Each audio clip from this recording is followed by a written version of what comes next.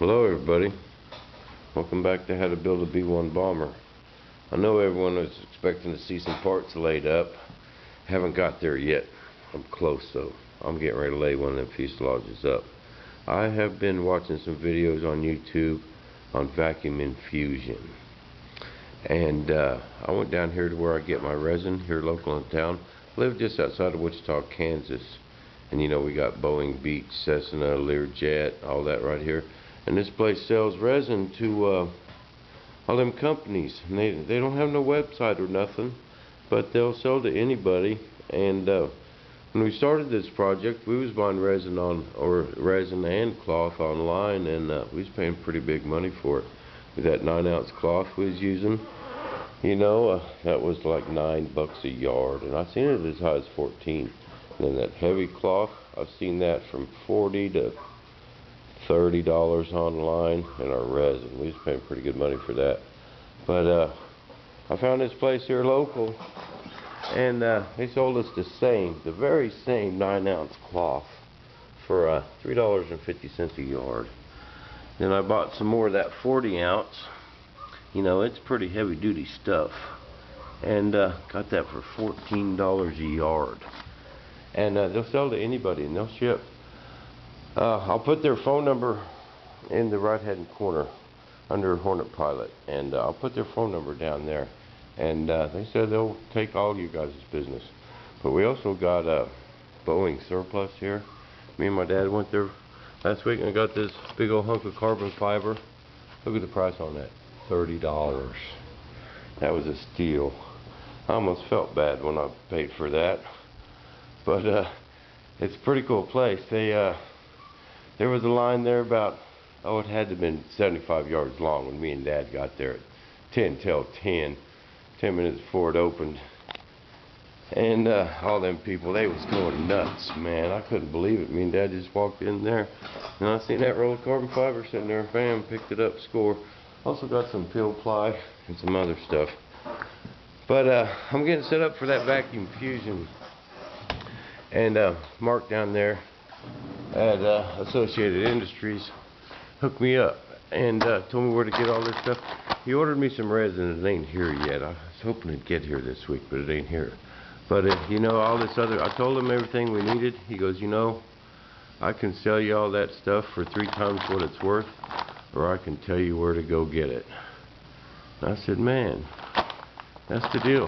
But this spiral wrap, you know, they sell that for pretty good money online, and you can go to any electrical supply store and buy the same thing. Get like 50 feet of it for $12, and I got a couple different sizes. Then you just need tees. I got these at the yard store, and oh, there was just pennies, you know, and I got a bunch of them. And then for flow media, I went to that same yard store and got this netting. It's a nylon netting, you know, kind of plastic stuff. You know, ended up being like $2 a yard. Then at that same surplus store, I got this hose, you know, this nylon hose, and you know, that's pretty decent stuff. 10 cents a foot. Got 100 feet of it for $10. I got this smaller hose for 100 feet for $5, and it really saves a lot of money taking the time to do that. But Mark there at Associated, he is more than willing to help anybody out. Just tell him Bob sent you. Bob told you to call. Tell him you want the YouTube special, and he will hook you up. Any kind of fiberglass or resin, mold making, layup, or infusion. But he said the big thing, you know, all them companies online now saying they came up with this, they came up with that. You know, that's epoxy ain't rocket science. Vacuum infusion's been around since the 50s. It's just now really kind of getting big. And there's nothing to it. You know, the different climates, that's just slow, medium, and fast cure. You know, they got the same stuff. You know, and I'll tell you what, it's like half the price. That white epoxy that I made my molds with, you know, I really like that stuff. That was $230, I think, for that.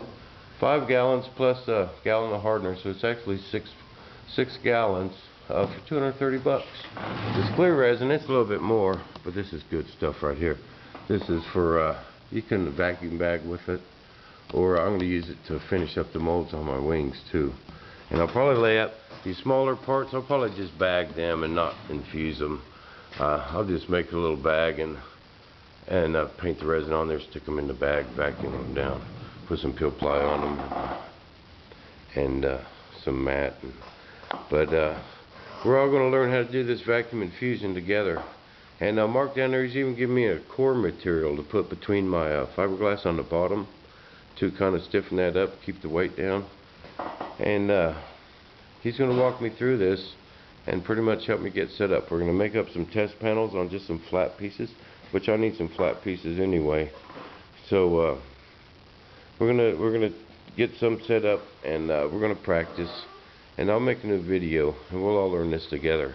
But he said he'd walk me through it and help me set up my molds. The big thing about vacuum infusion is setting up the flow, and to make sure everything gets covered, because you don't want it moving too fast, because it won't saturate the material, but you want it to flow. And but just watch some of them videos on my favorites if you're interested, and it's pretty interesting. But it makes the parts come out perfect, and no air bubbles, no pinholes, no voids, and it'll just come out awesome. I can't wait. I'm excited about it. But we'll all learn this together. I'll make up some pieces and in steps, and really try and explain how we do it, because on them, a lot of them are my favorites. You know, it shows you how it's, you know, in action, but they don't really show you the steps of how to get it there. And I'm gonna try and do that so we can all learn together and be really awesome. But other than that, oh, my air cylinder. Dad didn't like them little air cylinders I made, or I ordered out of that book. They're too small. You know, they got bigger ones, but I didn't know. I just got 2-inch stroke. They wasn't big enough, so Dad just made these in like an afternoon. Even got an O-ring in there. But I want to tell you guys something. This is only a little bit of pressure. Oh, I thought it had some in it. But that thing will break your arm. You put that up to about 60 pounds and try and hold it, and boom, it's amazing.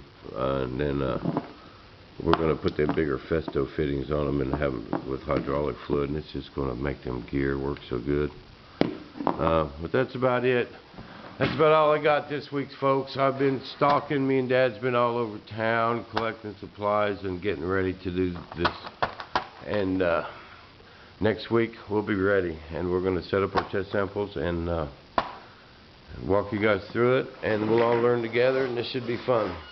Let me know what you guys think, and we will see you in the shop.